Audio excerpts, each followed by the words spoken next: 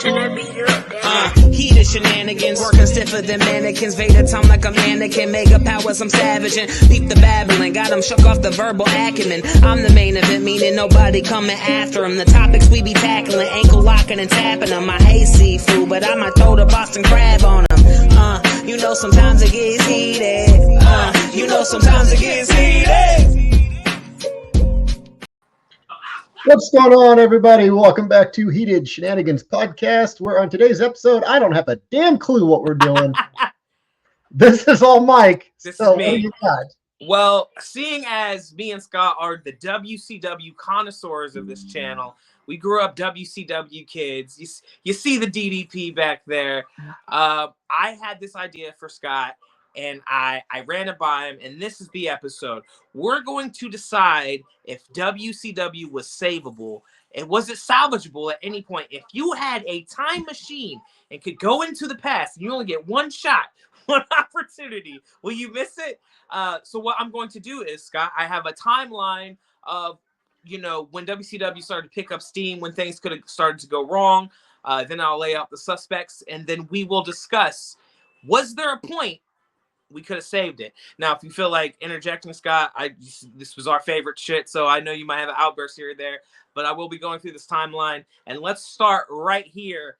In January 1992, Ted Turner fires Jim Herd and hires Eric Bischoff. Eric Bischoff has big plans to make WCW the competitor, if not bigger than WWE. His plan was to bring in big names by throwing really big money at them. He hires guys like Nash, Hall, Randy Savage, and Hulk Hogan.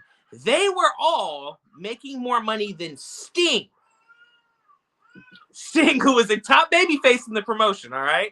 So, but this plan, it did work, okay? Oh, let me also add into this, a few superstars, notably Hulk Hogan, had a creative clause. Could do whatever the fuck he wanted, all right? That should be noted. But this did work because in 1995, WCW turns a profit for the first time in company history.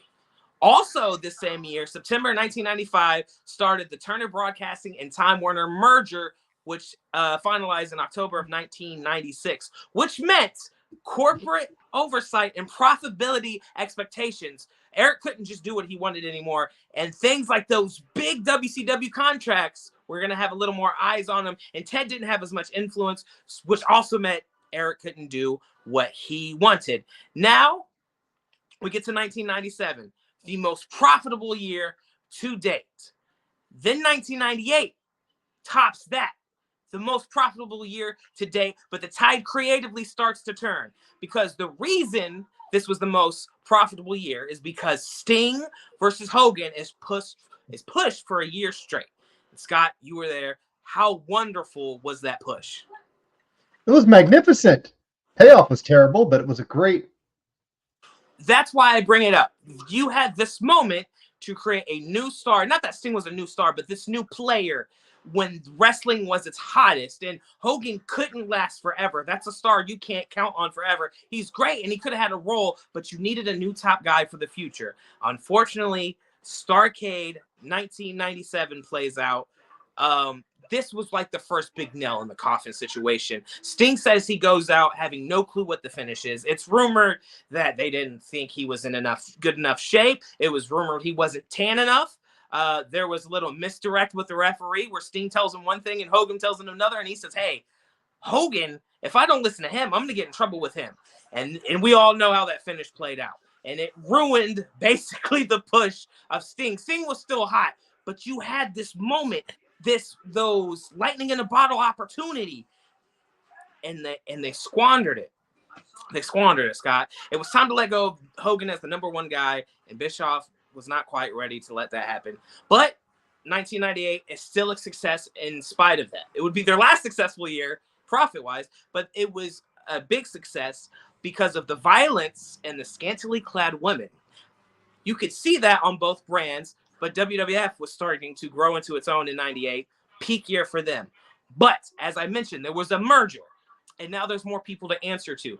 There are people who are saying to Eric, we got to be a more family-friendly thing. It needs to be more like Captain Planet. It needs to be acceptable for families everywhere. But wrestling is hot right now because it's not PG-13. So that's one of the things Eric has to battle with. You have Goldberg ascending in 98, but it's almost that same story, right, Scott? You have a great build. What happened at Starrcade? The end of a career. The streak is just ruined. And then we have the NWO return after it seemed like it was done. You have a glass ceiling on some of the best talent in the world, including Eddie Guerrero, Chris Jericho, Rey Mysterio, the Voldemort. the names go on forever. Talent starts walking. This would lead to, by the end of 98 and going into 99, attendance, merchandise ratings, and pay-per-view buys all drop significantly. This leads to the firing of Eric Bischoff and the hiring of Vince Russo in late of 99. Russo's run was a disaster. Storylines made no sense and lack of focus on in-ring wrestling, which prior the undercard of WCW, Chef's Kiss. Now, Russo is not so focused on that. Silly gimmicks, random title vacations, and moms on poles. Bad time. The first 3 weeks of Russo saw a slight increase in ratings. After that, they were worse than they were prior to Russo being hired. Less than 1 year into Russo's run, Eric was brought back. Now we're going to get back to that creative clause because we have two terrible things happening with Hogan. Once you remember Bash at the Beach with Jarrett, that's the more memorable thing. The work shoot thing that led to Hogan walking out. You also had a Halloween Havoc, a work shoot where Sting was turned heel because Russo had a hard-on for turning Sting heel. Why? It was the best babyface you had. Only 2 years prior.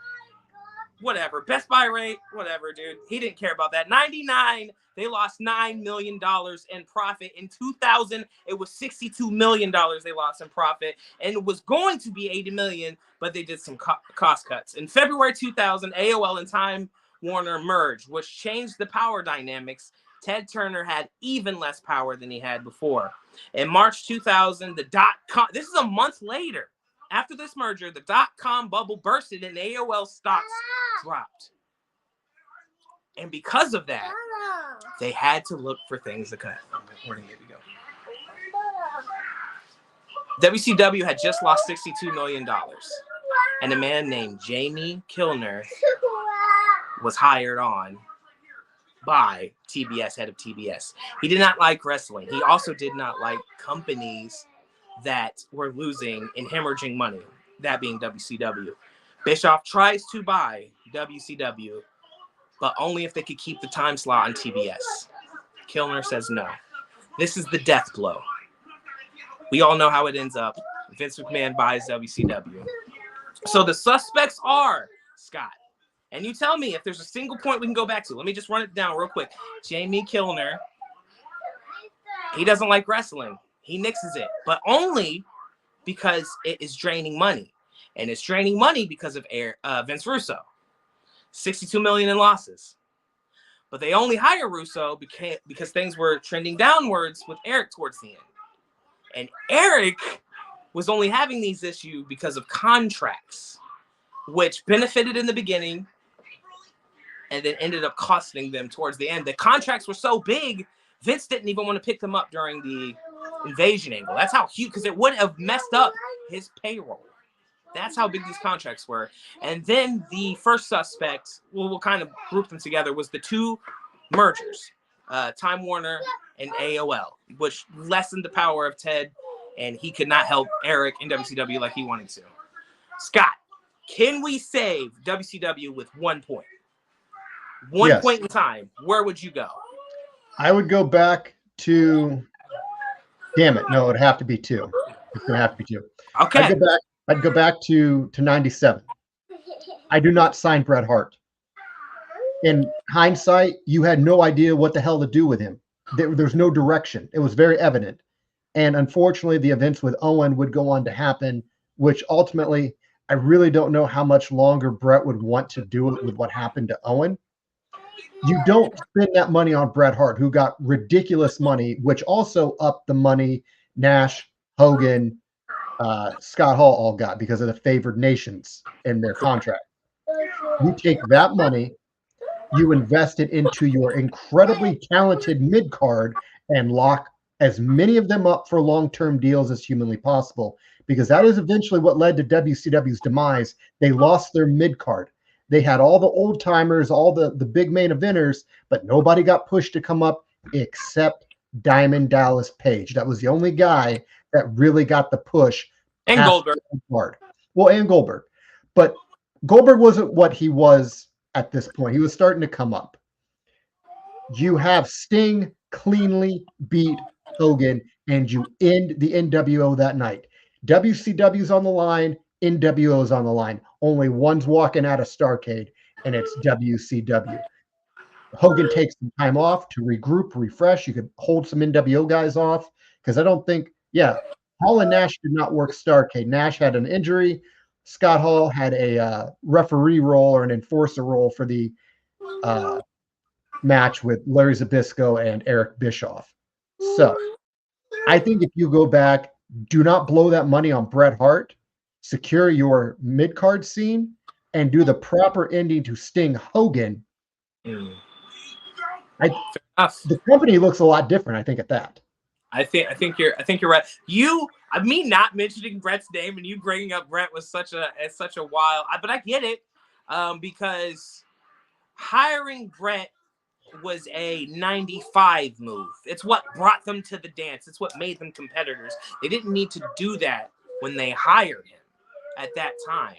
Like you said, they needed to invest. There's multiple problems here, right? And that's the thing about WCW's demise that's so sad, is it's so hard to be like, okay, just stop this and the rest is golden.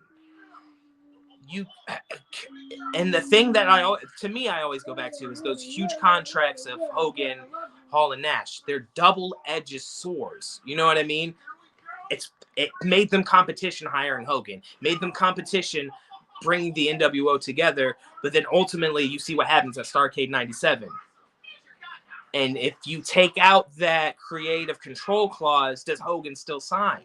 No, that was the linchpin to the deal to get Hogan in WCW. He needed that control. He had to have it. And without it, you weren't getting Hogan.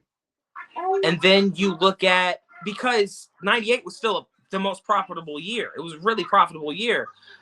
But you bring back NWO, you're counting on things you don't need to count on. You're counting on Hogan. You have this money train in Goldberg that you fuck up just like you fucked up Sting for... Ironically, at the same event. For one of the same three guys from that faction. It's tough, man. I would say... I think Starrcade, you can't get rid of the clause, but if Bischoff would have put his foot down that night and said, we're going in this direction, we have to create new stars. Don't throw Hogan out. He still could be a huge player, but there needs to be a new guy on top. Sting's usage after Starrcade was so bad too.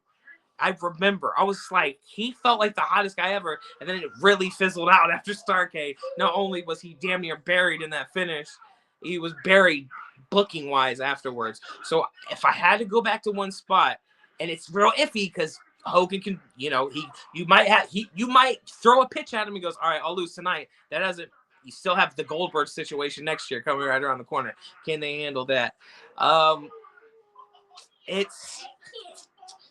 What do you think, to bring it home, could AEW learn from these points that we just brought up? Oh boy. It feels like, again, AEW is an incredibly young company. That's the other thing a lot of people don't keep in the back of their mind. They want to think they've been around for so long because of the talent there. Again, Tony Khan is very new to professional wrestling. And I do think he should seek advice and guidance from people that have been there and have had success before him. Your Eric Bischoffs. You really can't talk with Heyman because he's in WWE. Right. Russo, I think, has a mind for professional wrestling, but I don't know. I think he needed that conduit of Vince McMahon to funnel out the good and the bad. He was given full carte blanche at WCW, and he's just one of those guys. He's just one of those creatives you need to hone in. You can't let him be free. Just Lisa, not at that stage. And it was such a pivotal time in WCW. It was just like, and the reason Russo left is so funny because he felt like it's not funny, but he felt like he was being dogpiled with work and he wasn't being paid enough for that work. He saw SmackDown was coming around the corner. And he said, hey, you're about to even double my work that I feel like I'm doing too much of now. Then he goes to WCW where they had Thunder. So he ran right into the same problem. But yeah, I think you're dead on. AEW has some things to learn, but they are so young into the infancy. We brought up WCW making their first profit in 95. WCW had been around a minute before that to even be able to turn a profit. So kudos to Tony Khan on that. But I think that just goes to show how hot the business is. Now, I definitely think, let me pose this question. Who has a harder time of dealing with WWE? Eric Bischoff or Tony Khan when it comes to competition? Bischoff, because Vince was actively also trying to put him out of business.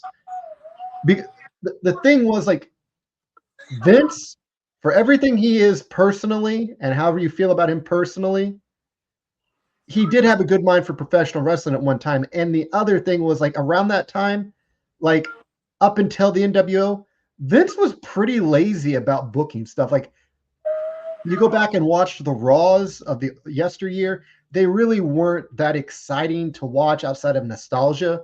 Right. But Bischoff forced him to get better. He forced the Mr. McMahon character out of Vince McMahon.